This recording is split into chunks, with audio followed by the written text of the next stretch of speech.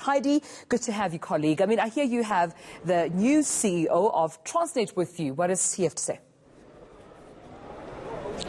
Yes, most definitely, Tamela. We do have the newly appointed Transnet CEO, Portia Derby, and I think it's a very important conversation that needs to be had given the state of Transnet. Thanks so much for your time, Portia. We really do appreciate it.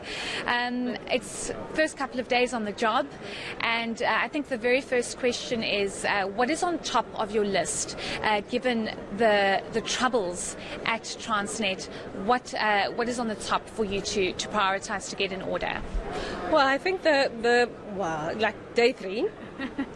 So two things immediately. It's the people who work at Transnet, as well as the services that we provide. I want to start with the people who work at Transnet. You have 55,000 people who are hard-working people who wake up every single day and come to work.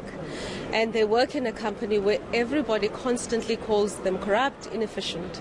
And so we're going to go back to that, because 99 or more of us actually are not corrupt. We're not inefficient. We're doing the best that we can do. So my priority is to go to the operations, and just now I come from the port in Cape Town, is to talk to the port manager and the captain and say, okay, what's constraining you? How can I help you? So because people know exactly what needs to be done on the ground. So that enables us to ensure that the people who work at the port get efficient, and you go home and you feel good. So priority number one. And if our workers are feeling like they're treated with respect, somebody's listening to them, service is definitely going to improve. I am also talking a lot more to the customers and openly indicating the areas that we have problems where they may be able to help us. For example, a big issue is security of operations. And so we are going to be, over the next couple of weeks, talking with the mining industry to see what they can do to help us, because they've got strong security systems that they already have to have. Talking to the fuel industry, talking to the autos guys, and hearing how it is that they deal with security, so that we can then ensure that we kick up our security on that. Because if you're a client and you own cargo, we need to assure you that your cargo arrives as you gave it to us at the other end. What are some of the timelines you have set out, given the fact that there is so much turbulence at Transnet?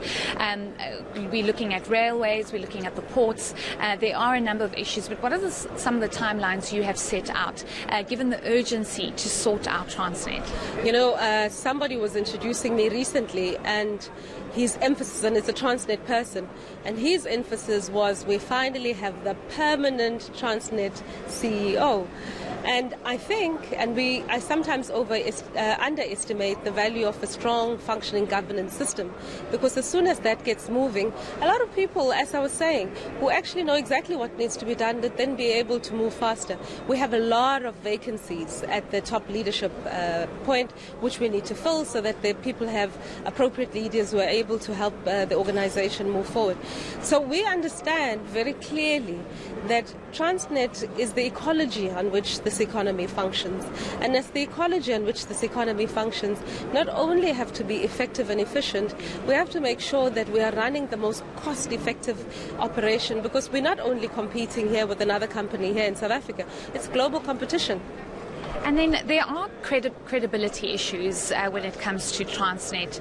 And as much as you need to sort out the operations, you need to ensure that people are able to trust Transnet again. How are you going to deal with that? The only way to rebuild trust is to make information available.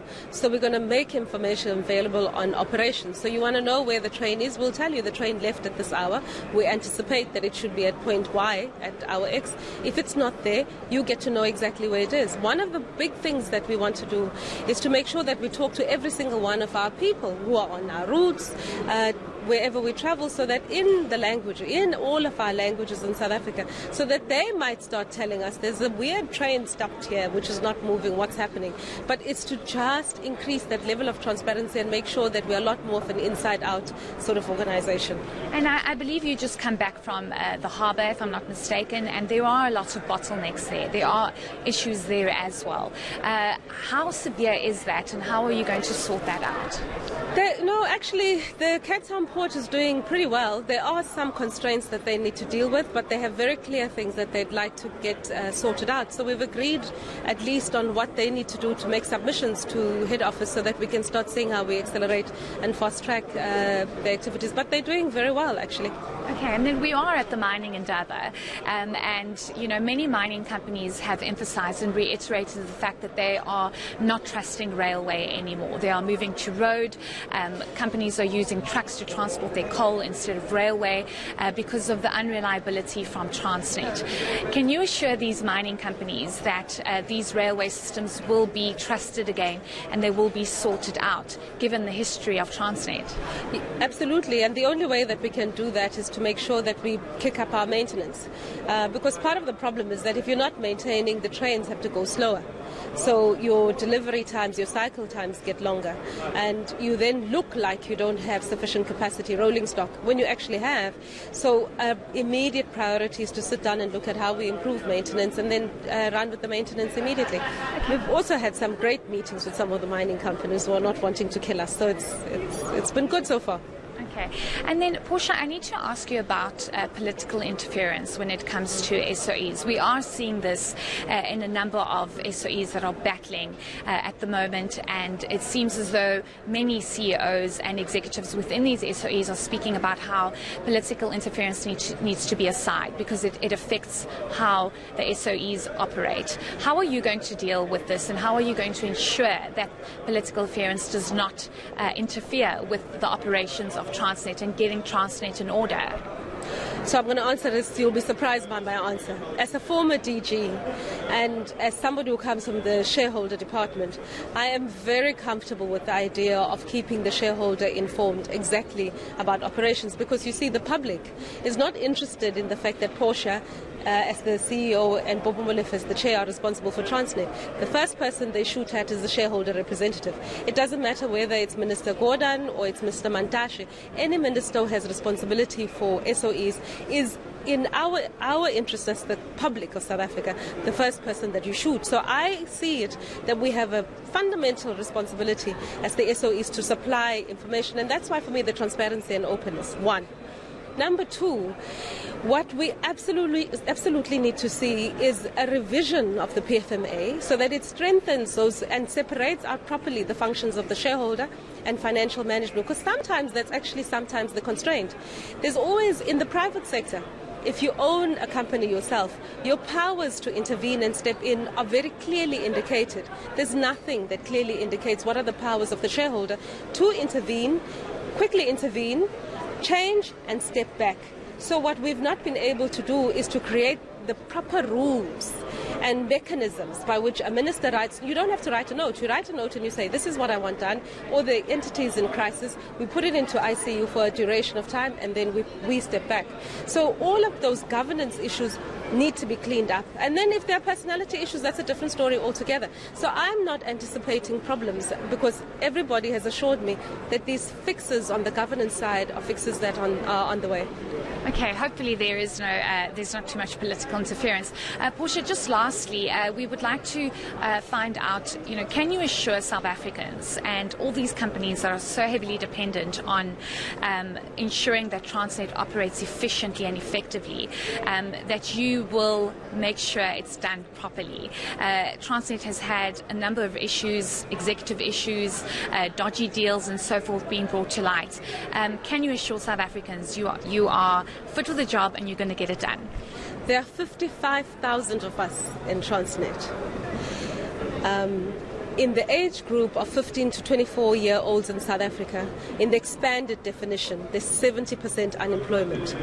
Every single one of the 55,000 of us know one or two family member, child of ours, cousin of ours, aunt of ours, or niece of ours who's unemployed.